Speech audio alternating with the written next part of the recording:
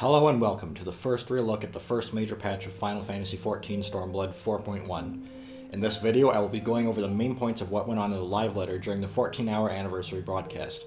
My main focus is what we will be getting in the patch, as well as some changes and adjustments that they mentioned, and then you guys can take it from there.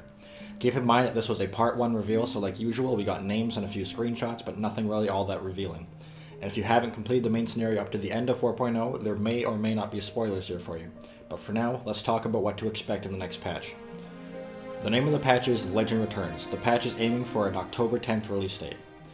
There will be new main scenario quests as usual, and it was also mentioned that after you complete the quest series in 4.1 that you will be able to return to the Royal Menagerie hangout area that you were in before taking on the final boss. As mentioned before, for the odd-numbered patches there will only be one new dungeon added, and then they will be putting their focus onto other content on top of that. Every second and even-numbered patches will have 2 dungeons, but for this one we have the Drowned City of Scala. Apart from the screenshot, there is no real info about the dungeon, but it looks very Atlantean-inspired artistically, but as for where we will end up and how, we will have to see. The new trial is the Royal Menagerie Extreme. It was confirmed that the Royal Menagerie Extreme will be an official fight in 4.1. Now, I'm one of the people that really enjoyed the challenge of the normal fight and wish not to see it nerfed in any way, so that being said, I'm really looking forward to this big time. They hinted at the difficulty level being somewhere in between Omega 2 and Omega 3 Savage, as they aim to get people to try this fight if they are struggling with Omega 3. New side quest series, Hildebrand Returns. Honestly, I never really did this questline after I unlocked all the trials that were from it, so I have no idea where it's at or where it's going. But if you follow it at all, just know that it's going to continue in this patch. On top of this, we also know we are getting the Kojin Beast Tribe quests. They mentioned trying different things with the quests themselves as well as rewards, but they'll go further into it next live letter in late September. If I had to guess, the mount you would probably be getting is the manta ray looking ones from the one quest in the main scenario, where you first learn how to swim, but the exact name of them escapes me right now. There's new PvP content. Once again, I'm not really big into PvP, but for those of you who are, there's a new mode that involves 2 teams of 24 against each other, where it seems that the main mechanic is hopping into mechs and performing powerful actions in them against the enemy team. This new mode will be coming in 4.15, so it will not be out right at the release of 4.1 on October 10th. Alliance raids. I will be talking about the Return to Ivalice 4.0 raid in a short bit, but in order to keep up with the flow of the live letter, what I will say right now is that all 2.0 and 3.0 raids will supposedly be added somehow to the duty roulette. They will also have it so you will no longer have size restrictions for your party if you choose to. The Lost Canals of Uznair. If you are in the Lost Canals of Uznair, the Stormblood level 70 equivalent of the Aquapolis, there's a chance that you can run into another map that leads you deeper into the dungeon where you can apparently double down for a higher risk, higher reward situation. There is an update to the Adventurer Squadrons. For those of you that utilize this, your squadrons can now explore dungeons. They also mention you supporting them through this, whether directly or indirectly. They are increasing the level cap and adding glamour for them as well as soon as they hit level 51. Housing. Share game plots will now be available among a few other updates to the standing areas.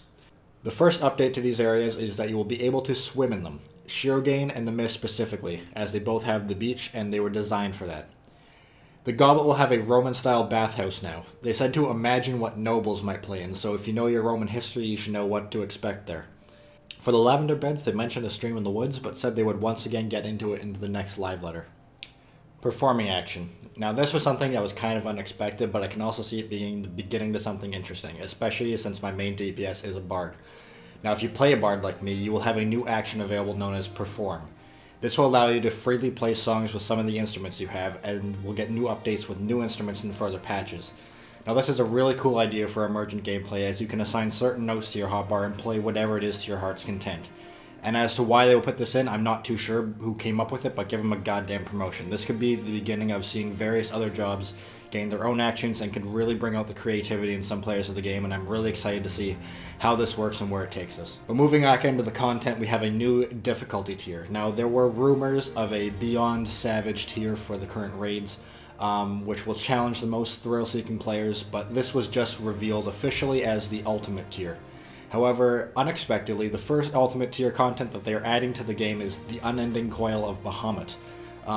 The way that they will run this is a little different. You will be granted a weapon drop from completion, and you are supposedly guaranteed a weapon of your choice. There is no weekly limit on drops, but I imagine it would be a challenge to most of the player base enough to prevent a lot of people from completing it without a lot of practice. Since the item level is not changing in this patch as well, it will be the same level as Omega 4 Savage weapons.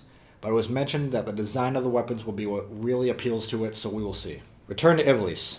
The new 24-man raid, as stated, will return us to Ivalice. If you are interested in the lore, then it was mentioned that it would revolve around the Final Fantasy Tactics lore more than the Final Fantasy XII lore. If you look closely into the art, you will notice what looks like Delta and Ramza, and that is expected to be related to this new raid. Apart from some concept art and a screenshot taken of a picture of a phone, and then again by my screenshot, there's nothing much to look at. As always, we can assume that they will show us more in the coming live letter. However, this is about all the big news that we got for 4.1 so far in this live letter. There were sections where they introduced new merchandise, including new shirts, phone cases, and the like, and there was an intense wine drinking scene, but I wanted to focus this video mostly on the content we are expected to get in the new patch. That being said, I hope you enjoyed. Let me know what you're most looking forward to, or maybe something that appeals to you, and we will go from there. And thank you for watching. I'll see you next time.